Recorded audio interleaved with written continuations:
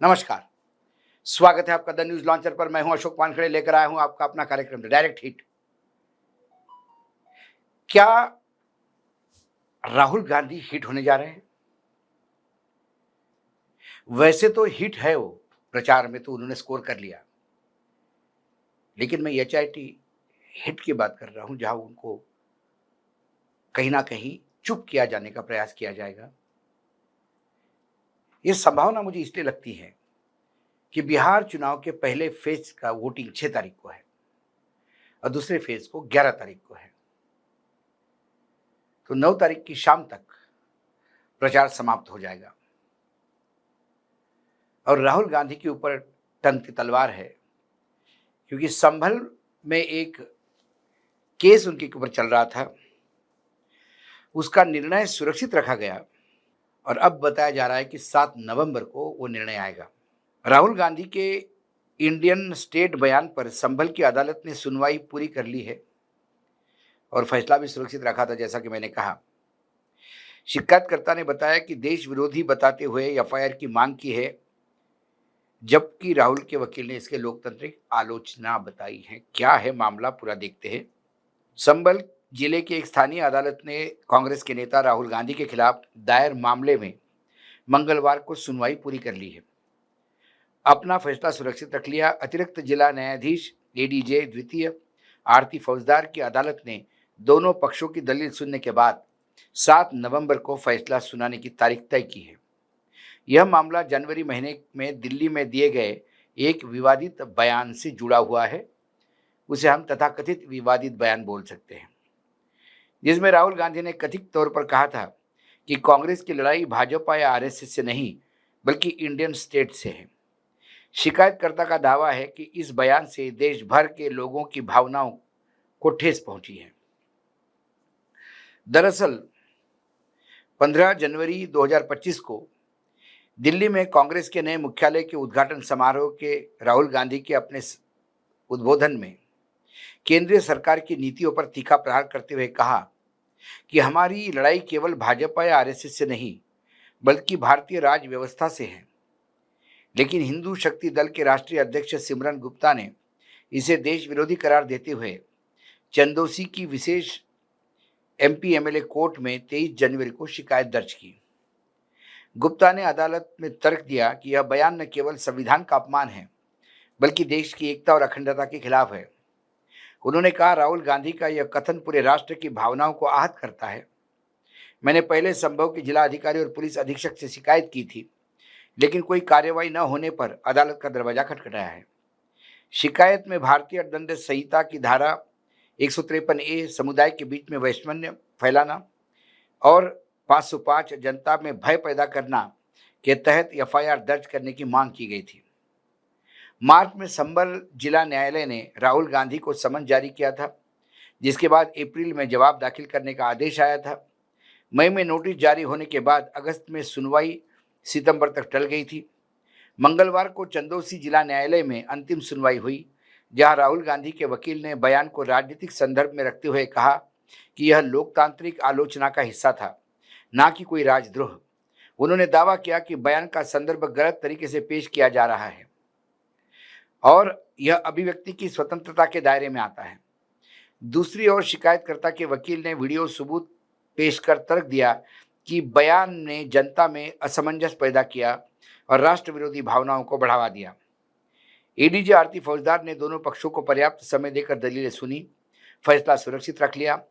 अदालती सूत्रों के अनुसार 7 नवंबर को होने वाली सुनवाई में या तो एफआईआर दर्ज करने का आदेश होगा या शिकायत खारिज की जाएगी। अब इसमें पैच ये है, जो मामला फंसा है वो ये कि जैसा ही ये 7 तारीख को माना एफआईआर दर्ज होती है, जनरली लोअर कोर्ट में हमने यही देखा कि बहुत लोअर कोर्ट है, यदि राहुल गांधी को रिलीफ मिलना भी हो तो सुप्रीम कोर्ट तक मामला जाएगा, क्योंकि हमने गुजरात के भी मामले में देखा कि लोअर कोर्ट ने नहीं दिया, हाई कोर्ट ने तो उनकी बिल्कुल सज़ा ऐसी दे दी कि जब से वो सेक्शन आज़ादी के पहले से वो जो कानून बना हुआ था, उसमें अब तक सिर्फ 2 लोगों को सज़ा हुई है। एक आज़ादी के पहले किसी को हुई थी 2 साल की, और राहुल गांधी। उधर उधर सज़ा का अनाउंसमेंट हुआ, यहाँ पार्लियामेंट कि सदस्यता गई और घर भी खाली कर लिया। इतना ऐतिहासिक तुरंत एक्शन शायद भारत ने कभी देखा होगा। फिर वो सुप्रीम कोर्ट आ गए, सुप्रीम कोर्ट ने सबको रफा-दफा कर दिया, वापस उनकी सदस्यता भी मिल गई। तो ऐसा ही कुछ प्रयास इस चुनाव के दौरान होने का है क्या? यदि इनके ऊपर एफआईआर भी दर्ज होती है, तो पूरे 7 तारीख से लेके 9 तारीख तक यही कैंपेन का टोन होगा कि ये देशद्रोही है, अब तो एफआईआर दर्ज हो गई है, देशद्रोही है, एफआईआर दर्ज हो गई, अब ये ज़मानत पे है, उनको ज़मानत लेनी पड़ेगी, ये ज़मानतिया है। क्योंकि फोकस चेंज करना और लोगों का माइंड डाइवर्ट करना, यही अभी तक एनडीए की पॉलिसी रही है और हर जगह वो हमेशा ऐसा ही करते हैं कि यदि उन्होंने राहुल गांधी ने ये कहा, जो बयान में कहा था पार्लियामेंट में, सारा देश सुन रहा था, लोकसभा टीवी पे सब टेलीकास्ट होता है। जब राहुल गांधी ने कहा था कि आपका हिंदुत्व और मेरा हिंदुत्व अलग है, मेरा हिंदुत्व शांति का है, महात्मा गांधी के रास्ते पे चलता है, मेरा हिंदुत्व बौद्ध का हिंदुत्व है, जो मुझे शांति और एक भाईचारा सिखाती है, और आपका हिंदुत्व आग लगाने वाला है। जैसे ही उन्होंने कहा कि आपका हिंदुत्व आग लगाने वाला है, प्रधानमंत्री चेयर से उठते हैं सदन में और कहते हैं कि हिंदुत्व को आग लगाने वाला बोला, हिंदुओं को बदनाम किया, हिंदुओं को बदनाम किया। ऐसा ही आवाज़ उठाई और फिर एक नरेशन होता है, राहुल गांधी ने जो बोला, राहुल गांधी का जो अटैक था सरकार का, उसका तो जवाब सरकार दे नहीं पाती, लेकिन एक गलत नरेशन बनाकर डिफोकस करते हैं पूरे। जब उन्होंने कहा कि हिंदुत्व को गाली दी, फिर हमारे यहाँ जितने भी भगवे कपड़े पहनने वाले जो ब्रिगेड है, सब खड़ी हो गई कि इसको तो धर्म से निकाल दो, इसको तो ये करो, उसको तो वो करो। पूरे देश में इसकी चर्चा हो रही है, लेकिन राहुल गांधी ने जिस विचारों की चर्चा की, इस पर चर्चा करने को कोई तैयार नहीं। राहुल गांधी का आज का भाषण ऐसा ऐतिहासिक रहा कि राहुल गांधी ने बिहार को फोकस में रखते हुए सरकार को, दोनों सरकारों को, केंद्र सरकार और राज्य सरकार को बुरी तरह से घेरा। खासकर प्रधानमंत्री अमित शाह, नीतीश कुमार, इन सब को ऐसे सवाल दागे जिसका कोई जवाब किसी के पास नहीं है। ऐसे में यदि राहुल गांधी का कैंपेन ऐसे ही चलता रहा, उधर तेजस्वी यादव की सभाओं में बढ़ती भीड़, तेजस्वी यादव का चेहरा घोषित करना, एनडीए में चेहरा नहीं होना, चेहरा नहीं होने की वजह से आपस में अनबन होना, इन तमाम चीज़ों से यदि कल 2000 मतलब जो पहला फेज़ है 6 तारीख का, यदि उस 6 तारीख के फेज़ में एक अंडरकरंट दिखता है कि राहुल गांधी की भाषण या राहुल गांधी के अटैक से बहुत मत परिवर्तन होता दिखाई दे रहा है, ऐसे में फिर राहुल गांधी जितना बिहार के लिए बोल रहे हैं, वो फोकस चेंज करने के लिए एक नया नरेशन गढ़ा जा सकता है और वो नया नरेशन ये होगा कि राहुल गांधी मुजरिम है, राहुल गांधी देशद्रोही है। जो आदमी इस देश के साथ प्रेम नहीं कर सकता, जो आदमी इस देश के विश्वास नहीं रखता, देश के सिस्टम पे विश्वास नहीं रख सकता, वो आदमी बिहार का क्या भला करेगा।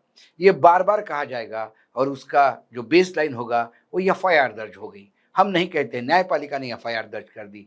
ऐसा बोल-बोल के ये पूरा नरेशन चेंज करने का प्रयास होगा और राहुल गांधी को गद्दार साबित करने का एक नरेशन बन सकता है। ऐसा डर है, क्योंकि ऐसा पहले हुआ है। ये मेरा डर कोई मेरे मन का सोच नहीं।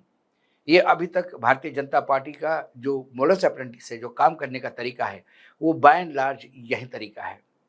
वो यदि लालटेन को बदनाम करना है तो वो मोबाइल के टॉर्च से लालटेन की तुलना करके बोलता है कि अब लालटेन नहीं चाहिए। हर एक के घर में मोबाइल है, लेकिन हर एक को ट्यूबलाइट चाहिए होती है। हर एक के घर में लाइट्स होते हैं, मोबाइल के लाइट पे आप घर नहीं चला सकते। लालटेन ये प्रकाश का द्योतक है, लेकिन बताएगा कौन? क्योंकि जब प्रधानमंत्री बोलते हैं तो ये एक नया मजाक उड़ाने का प्रयास करता है। जब राजनीति का प्रचार इतना छिछोरे लेवल पे आ जाए, तो फिर राहुल गांधी को देशद्रोही घोषित करने में कुछ भी समय नहीं लगेगा। साथ में पूरा गोदी मीडिया है भो-भो करने के लिए, और फिर लगातार कुछ सोशल मीडिया पे भी बहुत सारे एक्टिविस्ट हो गए जो ₹1.5 लेके काम करते हैं, वो राहुल गांधी को ट्रोल करने लगेंगे। तो इसीलिए क्या ये 7 तारीख तय की है, ये 12 भी हो सकती थी या 11 भी हो सकती थी, जिस दिन मतदान है उस दिन। लेकिन ये जानबूझ के 7 तारीख रखी ताकि 7, 8, 9 ये 3 दिन आपको फेज़ 2 में एक बड़ा हथियार हाथ में मिल सकता है। देखते हैं 7 तारीख में क्या आता है, लेकिन वर्तमान में तो राहुल गांधी के हिट करने की पूरी तैयारी है। लेकिन राहुल गांधी कितना हिट हो पाते हैं, राहुल गांधी इसके साथ जवाब देते हैं, क्योंकि ये कोर्ट के मामले हैं, हाई कोर्ट में भी, ऊपर के कोर्ट में जाने में टाइम लग जाएगा। ये केस में दम है ही नहीं, केस में कुछ बनता भी नहीं है। इंडियन स्टेट के साथ लड़ रहा हूँ मतलब कि जो अभी वर्तमान सिस्टम है इससे लड़ रहा हूँ। इसका मायना ये नहीं कि भारत भूमि के खिलाफ कोई विद्रोह कर रहा है। लेकिन यदि कोई उसको उस तरह से सोच के यदि राहुल को बदनाम करना चाहता है, तो भारतवर्ष में ये भी हो सकता है। पहले भी हमने देखा ये हुआ है। राहुल से आलू दाल के सोना निकालने वाली बात लोगों ने राहुल पे चस्पा ही कर दी थी, जबकि उसने ये नहीं कहा था। किसी और संदर्भ में किसी और ने कहा था, उसका संदर्भ देते हुए कहा था। प्रधानमंत्री नरेंद्र मोदी का ही कथन को उन्होंने फिर से रिपीट किया था, लेकिन वो बिल फटा राहुल गांधी के नाम पे। देखते हैं क्या होता है। आज डायरेक्ट हिट में इतना ही। कल फिर आता हूँ किसी विषय के साथ। तब तक के लिए नमस्कार। देखते रहिएगा न्यूज़ लॉन्चर।